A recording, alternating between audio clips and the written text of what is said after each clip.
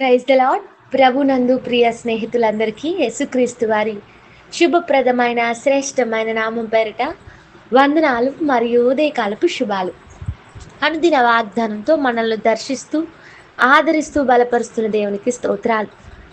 ఈ వాగ్దానంతో ఏకీభావం మీకు ఆశీర్వాదకరంగాను మనస్సుకు ప్రశాంతతనిచ్చేదిగా ఉందని నమ్ముతున్నాను. నేడు కీర్తన ద్వారా ప్రభువుని స్తుతిద్దామా? బలమైన పెనుగాలి వీచే, అలలెంతో పై పైకి లేచే. బలమైన పెనుగాలి వీచే, అలలెంతో పై పైకి లేచే. విలువైన నీ జీవిత నావా తలకిందులై వాలిపోగా, వలదు భయము నీకేలా. కలడు యేసు నీ తోడు, యేసు మరణించి మరి లేచెను. నిన్ను ప్రేమించి దరి చేర్చెను. నీ జీవితం విలువైనది, ఏనాడు ఏ మారకు.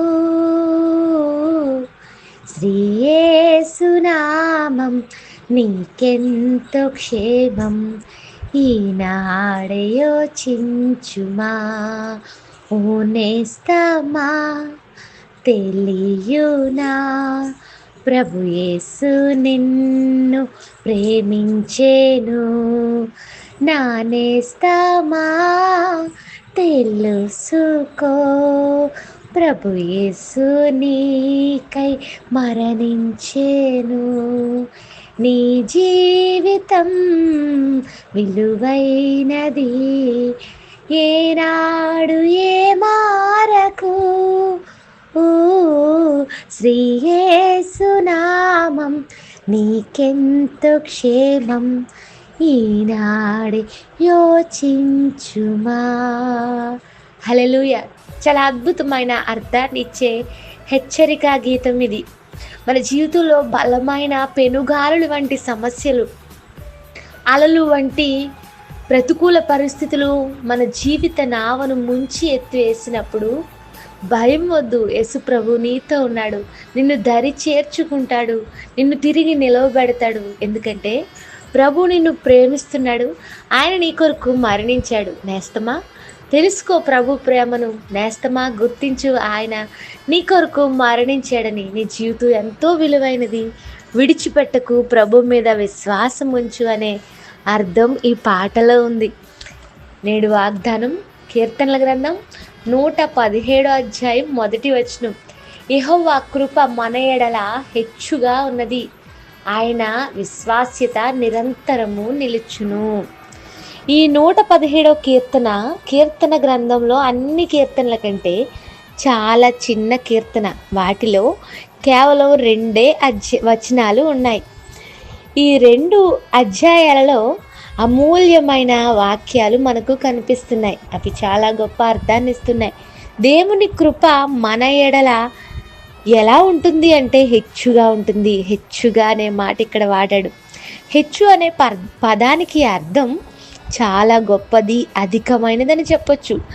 దేవుడు గొప్పవాడు కాబట్టి ఆయన కృప కూడా గొప్పదే, ఆయన ప్రేమ గొప్పది. మనుషుల ప్రేమలో అవకతవకలు ఉంటాయి, హెచ్చు తగ్గులుంటాయి, తారతమ్యాలుంటాయి. సమయాన్ని బట్టి మారిపోయే ప్రేమ మనుషుల ప్రేమ, కానీ దేవుని ప్రేమ గొప్పది. ఆయన కృప వాత్సల్యత ఎంతో గొప్పది, నిత్యము నిలిచేది అంటున్నాడు ఇక్కడ. ఆయన ప్రణాళికలు గొప్పవి. దేవుడు గొప్పవాడు కాబట్టి ఆయన ప్రణాళిక మన పట్ల నెరవేరుస్తుంటారు.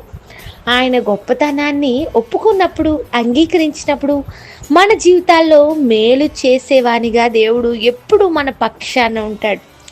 దేవుని కృప మన ఎడల హెచ్చుగా ఉంది. అయితే ప్రపంచంలో కొంతమంది ఎలా ఉన్నారు అని ఆలోచన చేస్తే ఇర్మియా గ్రంథం అంటుంది క్షామము హెచ్చుగా ఉంది అని. ఇక్కడ కృప హెచ్చుగా ఉంది అంటున్నాడు. అక్కడ క్షామము అంటే కరువు ఎక్కువగా ఉంది. ప్రపంచాన్ని రెండు భాగాలుగా మనం చూస్తే కొంతమంది దేవుని కృపను హెచ్చుగా అనుభవిస్తున్న వారుగా ఉన్నారు. కొందరు క్షామాన్ని, కరువును హెచ్చుగా అనుభవిస్తూ జీవిస్తున్నారు. కారణం ఎందుకు అని గమనిస్తే కొందరి జీవితాల్లో క్షామము దేవునికి విరోధంగా నడవడం వల్ల, అవిధేయతగా జీవించడం వల్ల. బైబిల్లో క్షామము అనే మాట ఎక్కడ కనిపించినా దాని ముందు కానీ తర్వాత వచనాల్లో కానీ ప్రజలు అవిధేయత, అవిశ్వాసం, తిరుగుబాటు స్పష్టంగా కనిపిస్తుంది. బెత్లెహేములో కరువు వాటిల్లింది. కారణం, అక్కడ జనులు ఇష్టానుసారమైన జీవితం కలిగి దేవునికి విరోధంగా జీవించారు.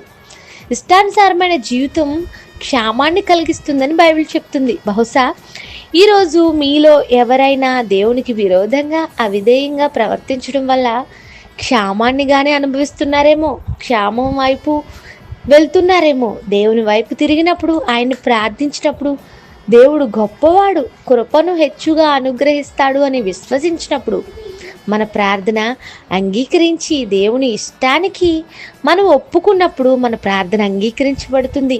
దేవునికి సమర్పించుకుంటే, దేవుడు గొప్పవాడు అని అంగీకరిస్తే క్షామము హెచ్చుగా ఉన్న జీవితాలకు కృపను హెచ్చుగా కుమ్మరిస్తూ సమృద్ధితో నింపేవాడు మన దేవుడు. ఈ రోజంతా ఈ మాటల ఆధారంగా చేసుకుని ప్రార్థించండి. ప్రార్థనలో ఈ వాగ్దానంలో ఉన్న మాటలను ధ్యానించండి. ఇవి మనకు ఆశీర్వాదకరం. ప్రార్థన. నమ్మకం గల మా తండ్రి, మాతో మాట్లాడిన మాటలు బట్టి స్తోత్రాలు. నీ కృప మా ఇళ్ళ హెచ్చుగా ఉండాలంటే నీకు విధేయులమై ఉండే బ్రతుకులు మాకు దయచేయండి. మా విశ్వాస్యత నిరంతరము నీ ఎళ్ళ నిలకడ కలిగి ఉన్నప్పుడు హెచ్చైన క్షేమము, హెచ్చైన కృప మా బ్రతుకుల్లో ఇస్తావని నీ వాగ్దానం ద్వారా మాట్లాడినందుకు స్తోత్రాలు. ఎవరైతే ఈ మాటలతో ఎక్కిపిస్తున్నారో వారి జీవితాలకు హెచ్చైన కృపను దయచేయండి. విధేయత కలిగిన సమర్పణ ఈరోజే వారి ప్రార్థనలో వారికి అనుగ్రహించండి. ఎక్కిపిస్తున్న ప్రతి ఒక్కరి పట్ల నీ దినాశీర్వాదములు, వాగ్దాన ఫలములు దయచేయమని అడుగుచు యేసుక్రీస్తు వారి నామములో అడుగుచున్నాను తండ్రి. Amen. Have a blessed day. God bless you all and me as well. Thank you.